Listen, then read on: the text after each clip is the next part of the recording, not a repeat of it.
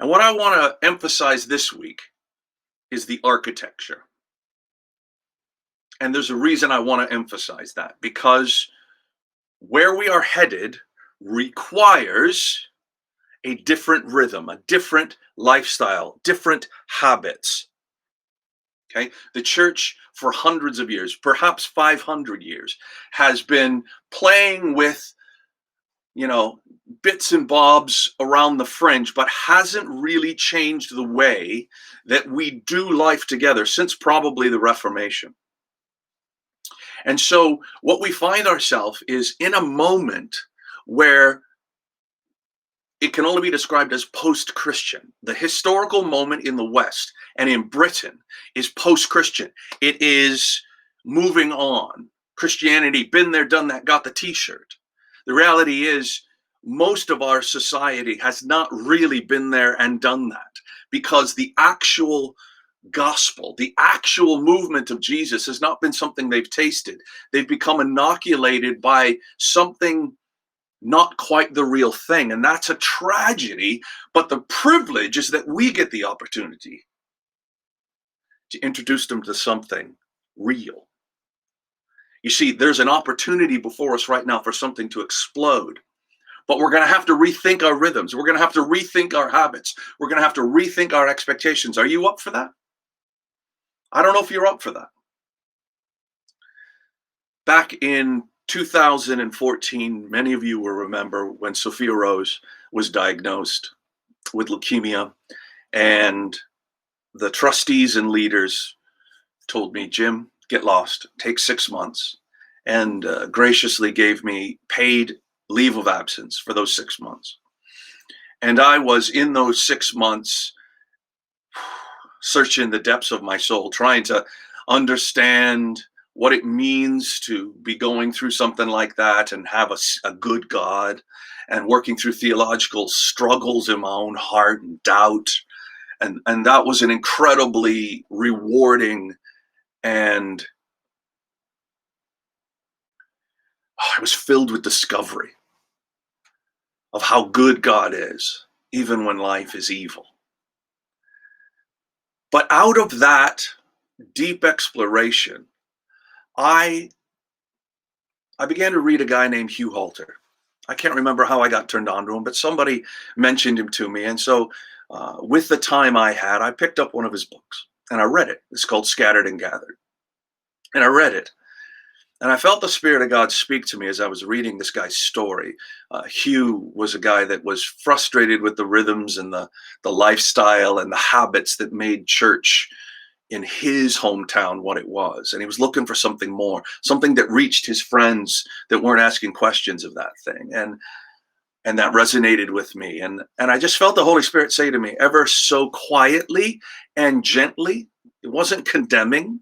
There was a warmth to it, if I can say it that way. And it wasn't audible, but I just knew in my knower that he was talking to me. And he just said, Jim, this is not the church that I asked you to start. And that was a take me back kind of moment. It was like, oh my gosh. And I'd begun to, somewhere along the line, we started this thing in the autumn of 2007 and officially launched it in the autumn of 2008. And in 2015, we would have been 7 years old. And somewhere in those 7 years, I started to just kind of do the same old, and had stopped asking the questions that had been in my heart as a pastor's kid for my whole life about how we can be relevant to our generation that doesn't think Christianity is relevant. And to ask questions of what my expectations were and where we were going to go and how we were going to do life together. And so since 2015, I've been about one thing. If you ask a lot of people, those 7 years of me, I was all over the place. I'd have a new idea every month or two. And we were all, and it was me trying to search. And there was that voice just kind of came to me and said, the Spirit just said, Jim. And he brought me back into alignment with what I was trying to find and I'd forgotten. And so I found myself coming back to work in May with such clarity. And I'm going to spend the rest of my life walking this journey out. This kind of rhythm, this kind of lifestyle that I learned at the knee of Hugh Halter and his lifestyle. And we're going to make it our own because we don't live where Hugh lives, but we're going to do our thing, and we're going to allow the insights, profound insights that he has to help guide us, because I really think God brought him into my life to remind me. And so what we have are these three circles, and we've talked a little bit about them on some of these weeks. And these three circles together capture something that we call an inclusive community. Now, the inclusive community is the architecture of this faith community. All right? CV has at its very heart this. So the grow circle, the inclusive circle, the impact circle. Let me just quickly try and explain these again. Okay? The grow circle is something somewhat similar to what many of you who have ever been in church before might equate with a small group. It's usually a group of people that are pursuing Jesus, if not already following Jesus, and are gathering together regularly to grow together. There's something about gathering in community where you grow. It's unavoidable, it's crucial, it's beautiful. First circle. The second circle, though, is not kind of something else, some other program that's put out there, but it's just as much. So the first circle is lived with the second circle in mind. What's the second circle? Well, it's inclusive. So here's the key. Stay with me, guys. I know this is a little conceptual for a Sunday morning, and it's rainy, and you're probably drinking your coffee at this moment, but I just really want to challenge you. Stay with me, because you have friends, you have work colleagues, you have neighbors, you have family members who are far from God. And probably one of the reasons they're far from God is they need to see the Jesus of the Gospels with skin on it. Because their expectations of church have been shaped by culture, or perhaps by media, or perhaps by bad experiences, or by caricature or stereotypes. And what they need is this in their lives. And the only way we're going to reach the West, once again, is through relationship.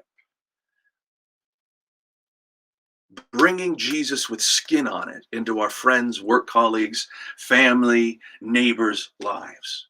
So we ask one another in the grow circle. So we say we got anywhere between 5 and 20 followers of Jesus together that meet and grow together in the grow circle. Well, each of those 5 to 20 people have those people in their lives. And what we do is we create a space called a social space. And a social space, sociologically, is just 25 to 70 people that are together to just have a good time, to just enjoy each other's company. There's not necessarily an agenda. There's no hidden kind of thing going on, but you're just there loving each other, enjoying each other. And so whether that's a party or whether that's a cup of coffee, you can have the whole 25 to 70 people together. That's great. That's helpful. Or you can do it in smaller bits and bobs. I know that Christina talked when she was sharing on community about how they go to the beach, how they go out on a Saturday, and they go for walks and different things like that. That's just as much the social space. But what we do is we include our sphere of relationship in that journey. So the grow circle is the anchor for the inclusive circle. And they just do life together. And they get to see you and me being Jesus with skin on it. Now, that may be challenging to you, and it's meant to be. Because what it's going to do is it's going to feed that grow circle. Because if no one's asking questions, if no one's having curiosity provoked by your generosity or your love or your engagement with them, then maybe you need to rediscover who Jesus is. And that's one of the reasons we're doing the Jesus You've Never Known starting on Sundays in October. Next Sunday it starts. So the inclusive circles where we do life together, I would say that needs to happen once a month. But that's not, that's not legalism. That's not control. That's just the rhythm of a lifestyle. And then there's the third circle, which we haven't talked about a lot, but that's the impact circle. That's where we serve justice in our city and in our district. There are refugees all over this district, hidden. You don't know they're there, but they're in public housing, and they're scared, and they're alone, and they're in a foreign land, and they've probably given up their life to try to get somewhere safe. And here they are, and there's an opportunity to engage in that. That there's a homelessness issue in Canterbury. Canterbury seems the place where the homeless of all around Kent come because of the cathedral. There's issues, so many issues going on in our city. It's under the surface, right? We don't want the tourists to see, but there's brokenness. And we are actually right now working on a partnership with Archbishop School that hopefully will be ratified and verified next month, where we're going to be a partner with Archbishop School because it has just gone through Ofsted and failed and has a lot of kids from broken homes. And it is a place that needs Jesus with skin on it. Just serving. There are going to be some kids there that don't have enough money to buy lunch or to buy books or to buy a uniform. And we're going to step into that. So that's the third circle, okay? Blasted through that just as quickly as I could. But here's the big thing for me. Let me skip over this one. I want you to understand the way CV is. And this is crucial for this Sunday. That you would see that inclusive communities are the center of who we are. Everything else about the life of CV. In fact, what I'm going to do is I'm going to try and make this bigger. And no, other way. There we are. I'm going to shrink me. So all of the green circles signify things that the church organization provide. Sunday AM, different courses, events, discipleship resources, mission trips, admin function, all of this stuff. And then City Impact sits there and is nurturing and beginning and resourcing loads of impact circle opportunities. City Impact is the one that's going to be delivering the Archbishop's Project in partnership with other churches too. But all of these things are done that feed into the single vehicle, the core of our life together called inclusive communities. You get this? Are you getting the, like, I'm repeating myself so that it just kind of burrows its way through your forehead. Inclusive communities are the center of our life together. If you're not in one, do you see how that is incongruent with the habits and the lifestyle and the rhythms that we as a community want to live?